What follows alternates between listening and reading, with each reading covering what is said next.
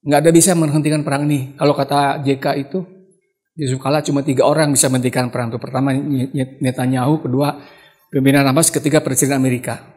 Jadi Kuil Solomon itulah sentral, tempat ibadah untuk korban.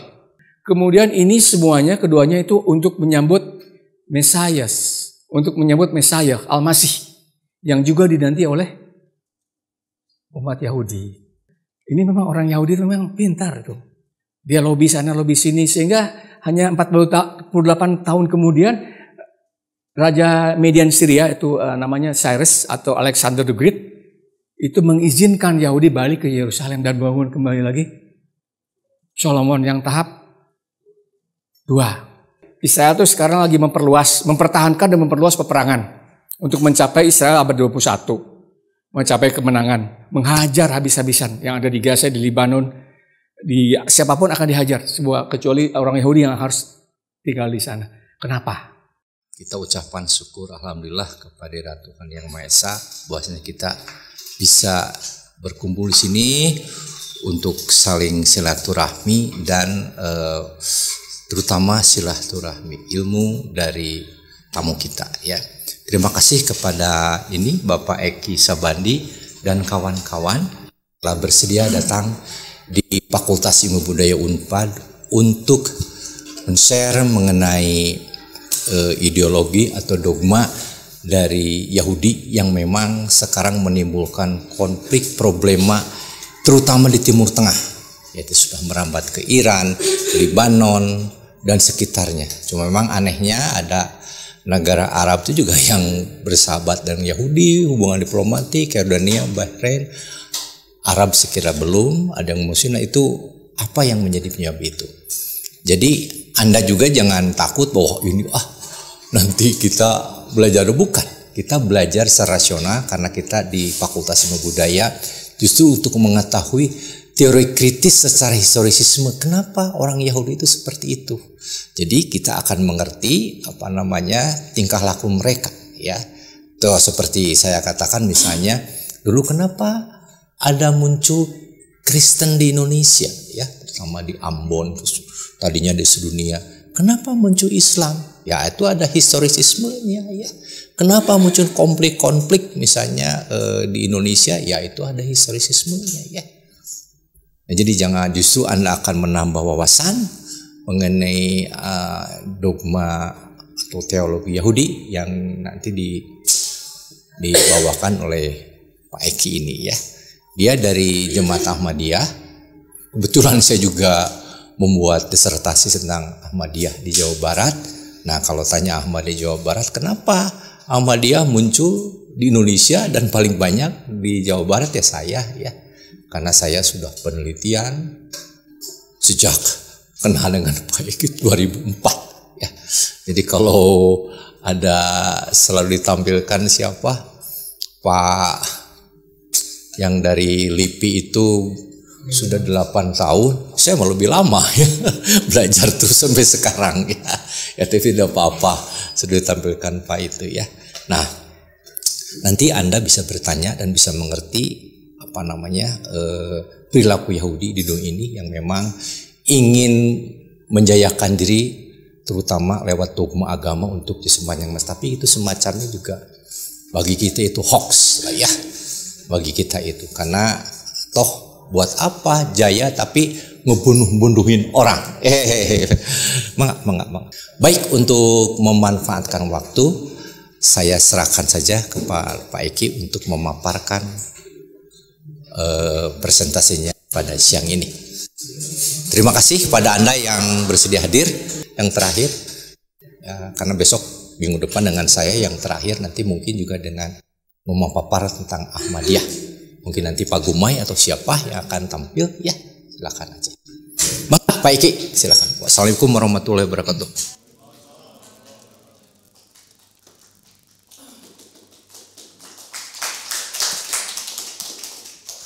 Nanti yang bertanya Anda dikasih buku ya.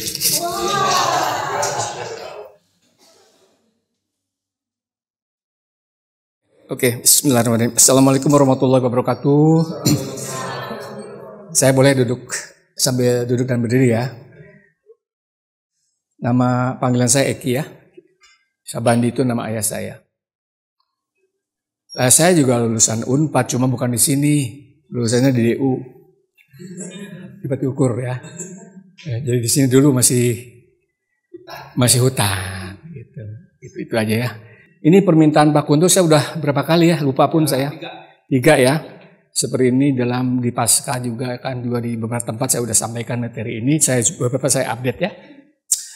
Al-Quds Harits Muftahat atau Al-Aril Maudah, tanah yang dijanjikan antara itu ada sasa Arab kan gitu ya. Baik, silakan ya, ditutup pintunya, maaf, nggak apa-apa, tutup aja karena masuk. Oke, silakan. Ini saya disclaimer dulu ya. Pertama, bukan membahas politik praktis.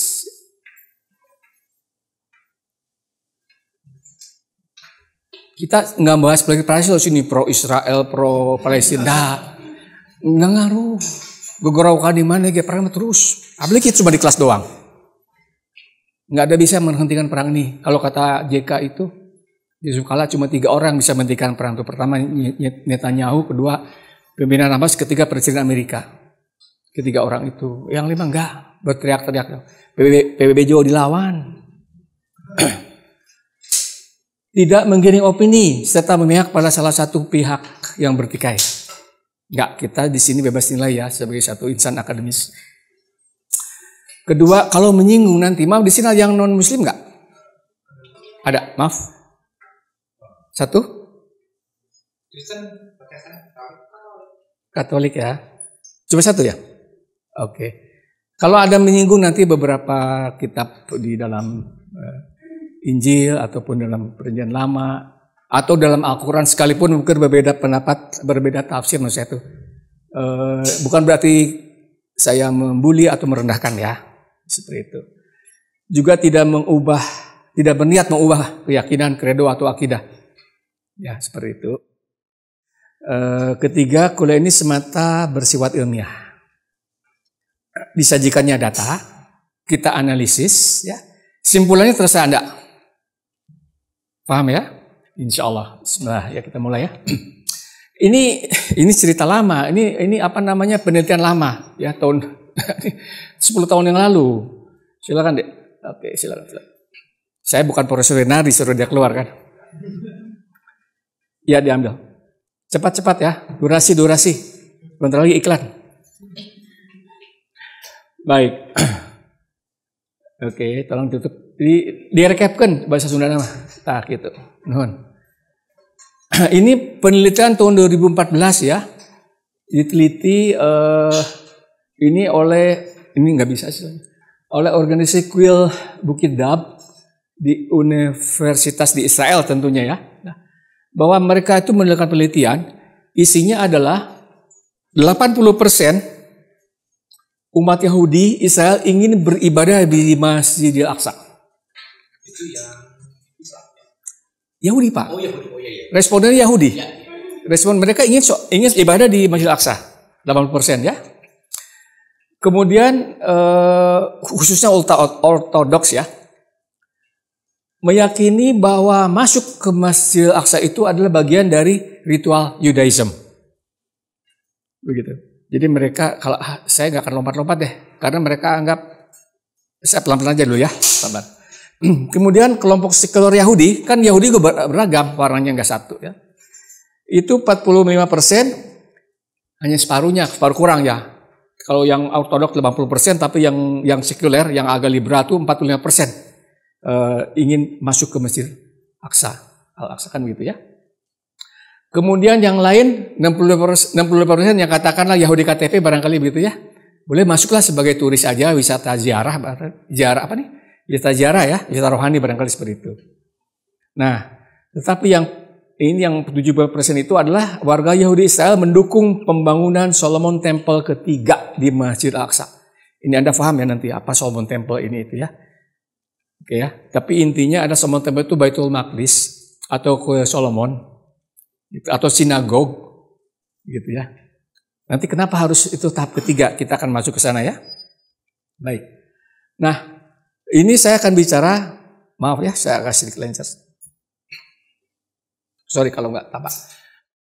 Jadi mimpi orang Yahudi, mimpi yang terpendam selama lebih dari 2000 tahun. 2000 tahun. Seperti halnya umat Islam di Indonesia, pasti cita-citanya apa sebelum meninggal? Ayo munggah haji.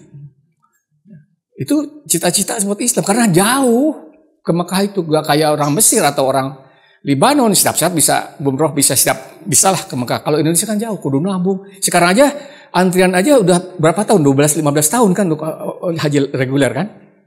Nah ini bayangkan ya, tetap pengen naik haji ke Mekah. Kemudian kalau umat Kristen, sorry kalau salah dikoreksi ya, itu meyakini pengen berjumpa Yesus saat turun kedua kali. Tapi kalau salah dikoreksi ya. Kemudian ini umat Yahudi itu adalah dia mau tinggal di tanah terjanji di Yerusalem. Mau tinggal di sana. Kemudian membangun kembali Solomon Temple atau Haikal Sulaiman di Masjid Al-Aqsa. Nah ketiga, untuk melakukan korbanot. Korbanot itu adalah ibadah kurban. Kalau di kita kan kurban ya, ibadah kan kurban. Ini di Yahudi pun ada istilah yang sangat diagungkan, itulah korbanot. Ritual ini. Oke. Nah, ini sekilas tentang korbanot ya. Bahwa korban atau korbanot dalam bahasa Ibrani atau kurban dalam bahasa Arab itu adalah pengorbanan hewan ya. Domba, kerbau, sapi. Kemudian hewan tersebut dimasak oleh yang berkurban. Kalau kita kan nggak masak kan, potong udah selesai kan dibagikan. Tapi kalau korban itu harus dimasak. Harus dimasak. Kemudian sebagian dimakan. Sebagian diserahkan pada Kohanim atau imam kuil Solomon. Begitu ritual aslinya. Jadi yang udah matang dikasih kepada imam kuil Solomon ya, atau imam Solomon Haikal Sulaiman ya. Kemudian sebagian lagi dibakar di altar ya, di kuil Solomon. Jadi kuil Solomon itulah sentral tempat ibadah untuk korbanot. Kemudian ini korbanot banyak ya, tujuannya banyak ya. Ada yang persembahan hewan zeva, ada yang persembahan korban bakaran ya, olah namanya. Bakaran itu karena memang dibakar ya. Nah, memang sejarahnya persembahan ini dilakukan oleh para imam harus berlokasi di kuil Solomon. Kalau di luar kuil Solomon tidak sah, kan begitu. Seperti itu. Nah. Sejak kuil Solomon musnah, ya, ritual korbanot itu tidak lagi bisa dilaksanakan di kuil suci itu, karena nggak ada lagi, musnah. Kenapa musnah kita lihat ya nanti ya. Sehingga kaum Ortodoks usia menganggap bahwa korban yang tidak dilakukan di kuil tidak sah dan persembahannya tidak diterima oleh Tuhan, oleh Yehova. Kemudian hakikat korbanot itu adalah antara lain berhubungan dengan Tuhan, dengan Yehova, kemudian sebagai rasa syukur, kemudian juga sebagai apa? Menghapus dosa-dosa. Nah ini tiga ini yang tidak ada lagi dilakukan. Jadi sekian berapa banyak generasi ya, 2000 tahun ya, katakanlah 100 tahun itu 3 generasi. Ya kan kalau 1000 tahun berarti kali 10 30 ya. Sekarang 1000 tahun lagi, 60 generasi tidak ada peribadatan umat Yahudi. Tidak ada ya. Kalau umat Islam maaf, kan kita 5 kali sehari sholat wajib kan, kita berhubungan dengan Allah Ta'ala kan. Begitu. Kalau umat Kristiani misalkan seminggu sekali, mungkin ada doa-doa juga sendiri, 2 harian atau doa apa, saya lebih paham dia. Tapi minimal diterima berhubungan dengan Tuhannya. Tetapi kalau Yahudi kan tidak bisa, harus di kuil Solomon. Itu ajarannya. Sehingga tidak ada lagi mereka bisa melakukan apa-apa. Sehingga mimpinya itu harus merebut kembali apa? Al-Aqsa. Itu DNA-nya begitu, ribuan tahun loh. Yang dalam back of mind mereka itu. Nah inilah menjadi sebab kenapa mereka sangat kekeh untuk merebut, mengubah Al-Aqsa. Karena sebetulnya memang bukan konflik agama di Timur Tengah, tapi ada insight keagamaan yang sangat dipegang itu dan bertabrakan dengan kondisi realitas yang ada. Baik. Nah ini contoh ya. Ini bakaran ya. Korbanot itu ya. Jadi semacam ini. Yang saya ini sebagai ilustrasi aja apa yang terjadi ya. Kemudian yang paling dinantikan itu korbanot itu harus dilakukan penyembelihan sapi warna merah. Kemudian dilakukan di kuil Solomon, di kuil suci. Ya. Kemudian ini semuanya, keduanya itu untuk menyambut Mesias. Untuk menyambut Mesias, Al-Masih. Yang juga dinanti oleh umat Yahudi. Umat Yahudi menanti Mesias kedatangan. Umat Kristen menanti kedatangan Yesus. Umat Islam menanti kedatangan Imam Mahdi. Kan sama-sama menanti seperti itu. Ya, tapi kembali lagi pada tradisi Yahudi itu sebagai prasyarat kedatangan Mesias itu adalah harus ada korban sapi warna merah. Sekarang sapi warna merah sudah ada karena sudah dengan rekayasa cloning, sudah ada warna merah. Ya. Kemudian yang kedua ini belum dibangun Solomon Temple yang ketiganya. Jadi kalau itu sudah ada korban di situ, Mesias datang itu kepercayaan mereka. Seperti itu ya. Oke. Nah, ini latar belakang mengapa itu yang menjadi ketekad ya, yang terpendam 2000 tahun lebih malah, ya kan? Harus itu berebut itu Al-Aqsa itu, seperti itu. Ya. Sekarang saya akan kembali ke belakang ya, karena kita ini jurusan sejarah ya. Jadi kita lihat ini, bagaimana sejarah Yerusalem itu ya. Nah. Ini saya lompat dulu ya, lompat ke pasca penyaliban aja, karena kalau kita runtut ke belakang 3000 tahun yang lalu akan lebih panjang lagi ya. Tapi intinya demikian, bahwa tahun 330 ini sekitar ya, Raja Konstantin menjadikan Yerusalem sebagai kota suci umat Kristen. Sebelumnya Konstantin menyatakan bahwa agama Kristen adalah agama negara di kerajaan Roma. Kan begitu. Kemudian dia menyatakan bahwa karena tidak ada lagi, ya kalau seandainya umat Islam punya tempat ibadah yang khusus, misalkan ada Masjidil Haram, ya kan, ada Ka'bah di situ yang terjaga sampai sekarang kan. Sementara ritual umat Kristen mana jejaknya sejak Yesus tidak ada di bumi. Lebih parah lagi, Yahudi mana Solomon Temple-nya udah nggak ada, udah lenyap, begitu. Satu ya. Kemudian tahun 636 ya Yerusalem dikuasai oleh Muslim ya selama 463 tahun, yaitu ketika zaman Umar bin Khattab menaklukkan Yerusalem, ya kan? Di sini juga ada cerita ya, di sini banyak lah sebetulnya. Kemudian sejak perang salib itu Yerusalem bergantian itu dikuasain Kristen, kadang dikuasain sama pasukan salib ya, dikuasain sama umat Islam, itu lebih kurang 88 tahun. Kemudian tahun 1187 Yerusalem dikuasai oleh Sultan Saladin ya, ini yang terkenal nih. Sultan Saladin itu yang dari suku Kurdi sebetulnya dia tuh kan. Oke. Nah, kemudian selama 400 tahun berikutnya Yerusalem dikuasai oleh Turki Ottoman. Kemudian Turki kalah dalam Perang Dunia Pertama karena Turki itu kan bergabung dengan aliansi ya dengan Jerman. Saya lupa ada 3 negara kalau nggak salah, atau 4 negara ya kan. Tapi yang saya ingat itu Jerman. Kalau nggak salah Italia pun masuk ke aliansi. Kalau Perang Dunia Kedua namanya kan sekutu. Kalau Perang Dunia Pertama namanya aliansi. Kalah Jerman, Turki juga ikut kalah sehingga kemudian menyerah. Yerusalem diserahkan pada Inggris. Nah di sinilah mulai kemudian bencana tanda kutip ya. Nah sehingga Yerusalem itu sendiri dikuasai bersama oleh Yordania dan Israel. Jadi dibagi 2 sebagai penguasa bersama ya. Yerusalem, Israel menguasai Yerusalem sebagai di situ ada situs suci Yahudi, sementara juga ada situs suci umat Islam. Seperti itu. Tapi sejak tahun 67 ketika perang 6 hari, Israel tambah luas, maka sampai sekarang Israel dikuasai oleh Israel. Begitu ya. Nah, sekarang saya akan bicara masalah Baitul Maqdis ya, atau kitab kuil sucinya ya. Ini rekaan sebetulnya. Jadi ini ya Haikal Solomon, Haikal Sulaiman, Temple Solomon Temple, Bait Suci atau Baitul Muqaddas atau Maqdis namanya. Ini juga barangnya. Ini dibangun oleh Nabi Sulaiman. Nabi Sulaiman itu adalah nabi yang salah satu nabi yang besar ya di kalangan umat Yahudi.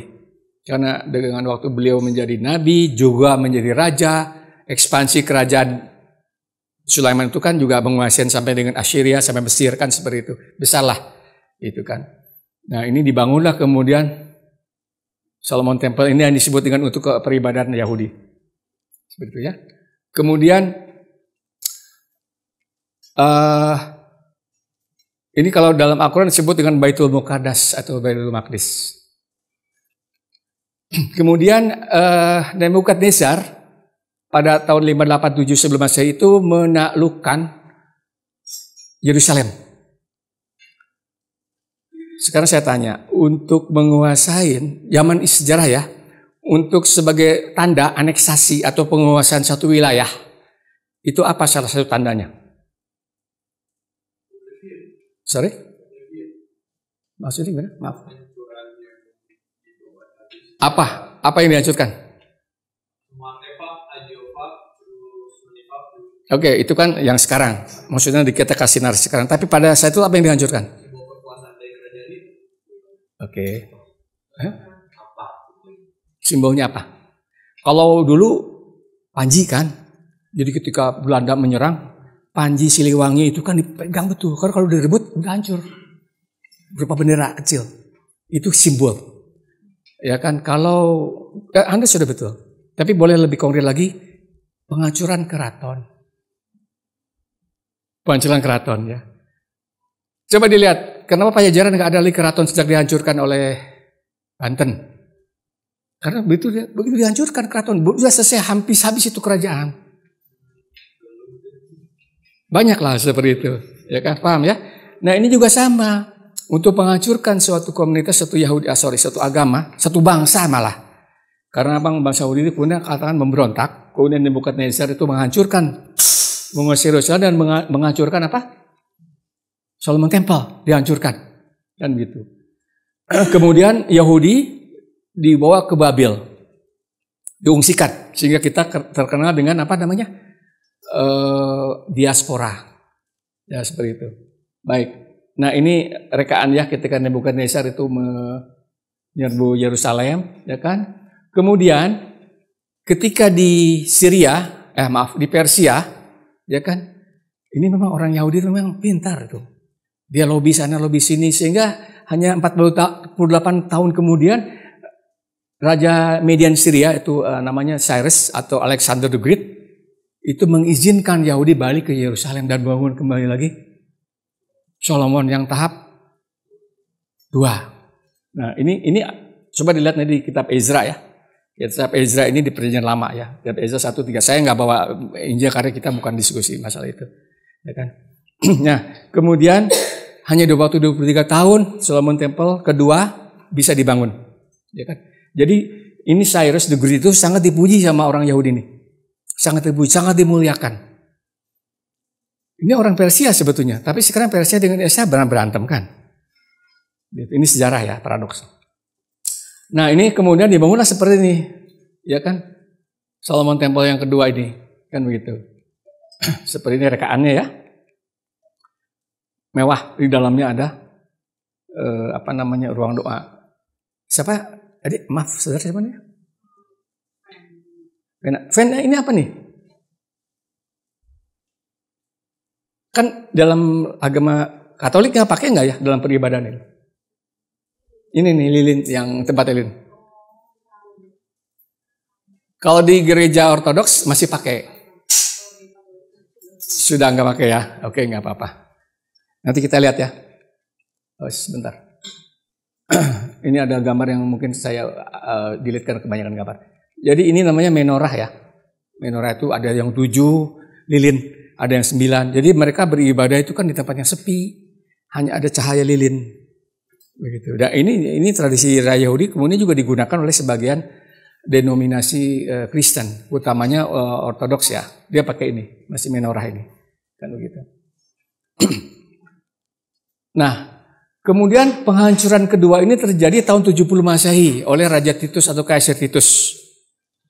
Ya kan? Kembali dihancurkan, ya. Ini ada sesuai dengan nubuat dalam Ulangan 32 ayat 18 sampai 26.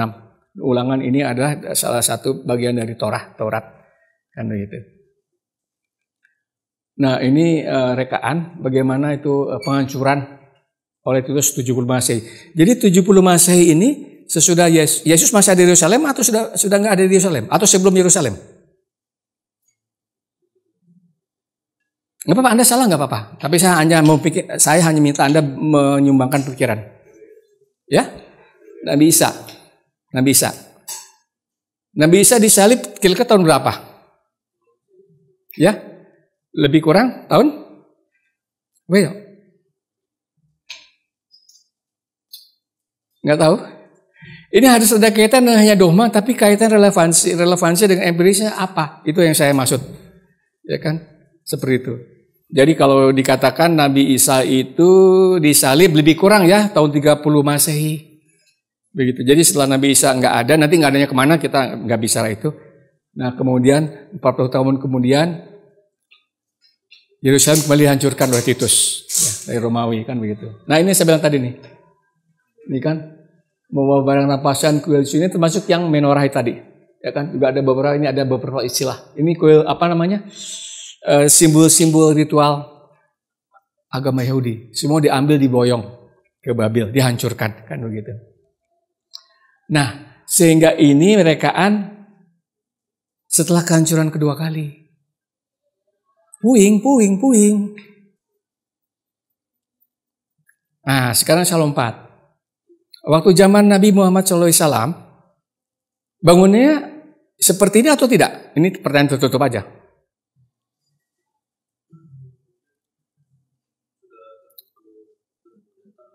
Ya, tapi tidak ada bangunan yang penting kan? Nah, kira-kira seperti inilah, ya kan begitu. Jadi ketika Rasulullah SAW, ingat nggak riwayat ke Rasulullah SAW 3 bulan itu ketika sholat itu menghadap juga ke Baitul Maqdis. Masih ingat tak? Tahu? Dari sastra Arab, paham kan? Ada riwayat itu kan? Berapa lama beliau itu bersolat menghadap Baitul Maqdis? Sebelum ada perintah sholat menghadap Ka'bah. Gak apa-apa, salah gak apa-apa.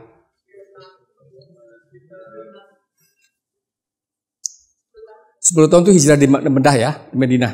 Ya, 10 tahun. Tapi sholat, awal perintah sholat, ada ide? Oke, gak apa-apa. Ada menyatakan 3 bulan, ada yang makan 6 bulan. Ya kan begitu. Jadi kalau dikatakanlah ini Ka'bah misalkan ya, ini Ka'bah, di sini Baitul Maqdis. Rasulullah SAW saking ingin sekali sholat di depan Ka'bah, beliau sholat di sini. Jadi biar nyambung Ka'bah dapat, Baitul Maqdis dapat. Jadi beliau nggak sholat di sini membelakangi Ka'bah gitu. Paham ya? Nah ini tapi ini yang ditujukan. Inilah puing-puing ini, bukan Masjidil Aqsa yang sekarang. Difahami? Kalau orang Kristen nggak paham nggak apa-apa. Tapi sebagai pengetahuan aja ya. Tapi untuk umat Islam harus paham ini. Sejarahnya seperti ini. Kita bisa kritik tentang historisism, ya kan? Kita harus bicara data dan empirinya seperti apa. Tidak hanya dogma-dogma aja. Oke. Nah, ini yang kiwari, ya. Dari Thailand ngerti kiwari nggak? Ada yang ngerti kiwari? Kamu orang mana? Dari mana asli? Bandung Tengah Hawa kiwari kok nggak? Zaman kiwari kontemporer. Bukan. Bukan masa kini, zaman now. Saya sengajain sih katanya ada filolo atau apa linguistik, saya ganti aja kiwari gitu. Oke ya. Nah, zaman kiwari seperti ini. Tuh, lihat. Di sini ada Masjid Aqsa, ya kan? Di sini ada Dome of the Rock. Kita sering disilapkan, sering dikecoh seolah Masjid Aqsa itu ini. Maaf tangan kiri ya. Ini. Padahal Masjid Aqsa itu ini. Kubah perak. Kan begitu. Ini adalah Dome of the Rock. Itu masing-masing juga punya sejarah. Yahudi juga punya klaim sejarah. Islam punya klaim sejarah ya. Kristen pun punya klaim tentang ini. Nah, ini Masjid Aqsa ini. Ya kan? Oke, ini yang kiwari seperti ini. Nah, ini lihat nih. Umat Yahudi itu sholatnya di bawah tembok. Umat Islam sholatnya di luhur. Mereka nggak rela. Itu punya gue nih. Minimal punya nenek moyang gue kan begitu. Dome of the Rock ya. Ini kubah emas. Nah, ini Aqsa itu mana tadi? Perak. Kan begitu. Nah, itu yang disebut di sini. Jadi mereka tuh mau melakukan ritual itu, menanti kedatangan Mesias itu harus membangun tempel di sini. Di atas. Gak mau di bawah. Oke, nah ini seperti ini ya. Umat Yahudi beribadah, ya kan? Di tembok ratapan. Kenapa disebut ratapan? Karena meratap betul, sedih betul dengan kehancuran Yahudi. Kedua kali, kehancuran Sodom dan Gomora, kedua kali dia mendoakan terus, datanglah kerajaan Tuhan, kan begitu. Datanglah Mesias yang akan menyelamatkan umat Yahudi, kan begitu. Seperti itu. Ya. Dan doanya, sholatnya pun saya lihat begitu-begitu ya. Angguk-anggukan, kemudian menyisipkan kertas di sini. Ya kan, kertas di sini. Terus sebagai surat kepada Tuhan. Saya tanya sama teman saya orang Yahudi itu. Tapi dia Yahudi liberal sih. Namanya Radit. Dit, itu ngapain sih Dit? Pakai nempel-nempel kertas itu di tembok tuh. Itu sih bisnis aja Pak. Biar dagangnya laris. Itu paling juga mintanya kelancaran rezeki. Itu, ketahuan seperti itu. Jadi banyaklah varian-variannya seperti itu dalam peribadatan Yahudi ya. Seperti itu. Oke. Nah, ini adalah tekad membangun kuil suci tahap ketiga. Sebagai prasyarat turunnya Elias atau Al-Masih dari langit. Kan begitu. Nah, ini rekaan ya. Ini rekaan-rekaan tahap ketiga ini seperti ini. Kan? Nah, ini yang dia mau tuh. Jadi semua kawasan Haram Asyarif itu kalau Al-Aqsa itu kan sebagian aja. Misalkan ini kawasan Haram Asyarif nih. Ini Odrok tuh di sini. Al-Aqsa tuh masih cuplik aja di sini. Mereka mau nih hilang. Dibangun di sekelilingnya kecuali ini Dom Odrok dipertahankan. Dibangunlah kemudian Solomon tempel ketiga. Ya, seperti ini. Rekaan-rekaannya, ya kan? Ini juga kaitannya dengan mimpi berdirinya Israel Raya, ya kan? Dulu segede cuil, ya kan, terus berkembang seperti ini, ya kan? Nanti maunya seperti ini sebagai suatu tanda yang dijanjikan. Sebagian Mesir, sebagian utara Arab Saudi, Irak, Syria, Lebanon sudah hancur. Ini kuasain. Jadi apa yang melakukan sekarang sebagai satu genocide, salah satu tahapan untuk membersihkan. Pak, maaf, adik-adik, saudara-saudara yang dihabisi kan anak-anak, bayi-bayi. Mereka kan nggak ngerti apa-apa. Nanti tumbuh generasi berikutnya dikasih cekokan sejarah-sejarah yang membias, tidak sesuai dengan kenyataan.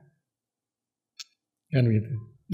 Dibolak-dibalik. Fakta begitu kalau dalam sejarah kan gitu. Yang menang itulah yang mengasih jalan sejarah kan begitu.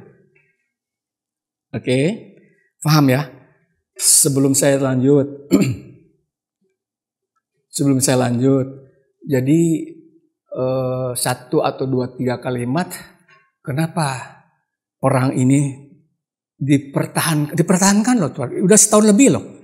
Kapan pertama kali diserbu itu? Yang Hamas menyerbu Israel kapan? 7 Oktober tahun 2023 kan? Ketika Paus menyatakan 7 Oktober itu untuk kamu nggak puasa ya? 7 Oktober kamu nggak saum? Itu perintah Paus supaya puasa semua umat Katolik itu.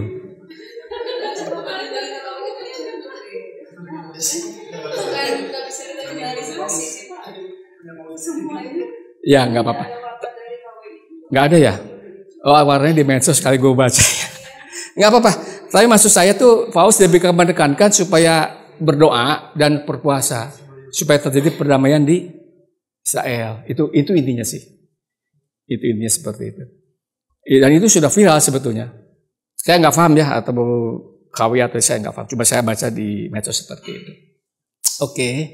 Jadi paham ya kenapa mereka kekeh bersikukuh terus mempertahankan dan memperluas peperangan ini. Sampai kapan? Nggak tahu. Semua dihantam. Semua dihajar. Kenapa? Salah satu ini pertanyaan saya balik kepada saudara. Ini kalau bisa jawab saya kasih buku nih. Oke, saya ulangi lagi ya. Israel tuh sekarang lagi mempertahankan dan memperluas peperangan untuk mencapai Israel abad 21. Mencapai kemenangan, menghajar habis-habisan yang ada di Gaza, di Lebanon, di siapapun akan dihajar, kecuali orang Yahudi yang harus tinggal di sana. Kenapa? Tadi udah saya jelaskan loh. Ya kenapa? Betul, itu karena untuk membangun lebih konkretan lagi membangun apa? Itu untuk menjadi desa kan harus selamat tebal dulu. Gitu. Itu keinginan itu. Cakap bohong-bohong aja lah semua juga. Ini itu coba ya maaf ya, saya bukan mengkritik ya. Coba lihat ya ketika Iran meluncurkan rudal ke Tel Aviv, berita yang gencar itu tentang efek kehancuran itu hanya 2-3 stasiun televisi, tapi ada satu stasiun televisi yang tidak sama sekali menyiarkan. Malah yang disiarkan akibat serangan Iran, maka Israel membalas ke Lebanon, ke Hezbollah, kan begitu. Ini juga sebenarnya permainan-permainan semua. Kita kadang ditipunya. Saya nggak sebut nama ya, tapi saya perhatikan betul nggak fair itu, nggak fair gitu. Tapi kalau mau saya sebut nama, nanti saya bisikin aja. Ya kan seperti itu. Ya ini contoh ya. Jadi memang itu back of mind-nya seperti itu harus difahami. Karena ini masalah apa ya? Tadi mimpi yang terpendam 2000 tahun lebih kan gitu. Nah ini kawasan Al-Aqsa, ini Kubah Emas. Nah dalam Kubah Emas ini seperti ini. Di sini ada batu keras, ya kan? Konon katanya, konon ya, karena kan kita nggak paham dan belum terbukti secara empiris. Kalau ini sebagai dogma silakan aja. Ketika ketika Mi'raj, maka burung apa tadi disebut buruk itu kan, ada satu namanya burung istilahnya apa, bertenggerlah di sini, gitu kan. Rasulullah naik burung itu Mi'raj ke langit, kan begitu di sini, kan begitu. Tapi sementara di sini juga dihakimi oleh umat Yahudi ini waktu Nabi Ishak disembelih juga di sini, begitu. Ini ya maaf Nabi Ibrahim kan seperti itu. Jadi banyak mitos-mitos atau apapun namanya lah. Sebagai satu kepercayaannya silakan aja, enggak apa-apa. Oke. Nah, ini kubah emas di atas sementara tembok harapan di bawah. Ya kan? Lalu kan luhur pisan. Gitu. Kemudian umat Islam membelakangi kubah emas karena kan Ka'bahnya ada di sebelah selatan. Enggak selatan banget sih, mungkin selatan agak nyerong ke kanan seperti itu ya. Seperti ini. Nah, ini Wailing Wall tadi ya. Tembok ratapan. Boleh nggak umat Islam masuk ke sini? Boleh. Tapi kalau umat non Muslim nggak boleh masuk Al-Aqsa. Ya kan? Entah apa security atau apalah. Tapi umat Islam, maksudnya bukan umat Islam, umat non Yahudi boleh. Maka di sini sebenarnya nonton aja, turis dia mah. Oh lihat, oh begini cara berdoanya, cara beribadahnya orang jadi kan seperti itu. Ya kan? Dia suka-suka pakai hot pen. Kita mana bisa masuk masjid pakai hot pen kan? Boleh kan? Seperti itu. Oh ini pengalaman ini adalah Munir Odeh ini. Dia orang Palestina, orang Ahmadi Palestina. Saya ketemu dengan dia telah lama. Ya kan? Lama cuma saya harus katakan bahwa saya juga ada punya relasi lah dengan Munir Odeh ini. Nah ini teman saya yang orang Yahudi, Radit namanya. Ini ketika saya ke sinagog ya di Tondano di Sulawesi Utara ya, di sinagog di Rabbi Yaakov ya. Nah, ini saya masuk ke sinagognya. Saya sengajain pakai apa sih, lupa saya main ini lupa. Ya. Karena memang harus pakai itu kalau masuk. Terus pakai tutup kepala, udah disediain lah. Saya coba ya, seperti itu aja. Ini sebagai pengantar ya, berapa menit ya? 30 menit lebih barangkali. Saya pengantar ya, silakan kita kembangkan dengan diskusi. Kalau memang ada atau apa pertanyaan. Begitu Pak Kunto. Makasih ya.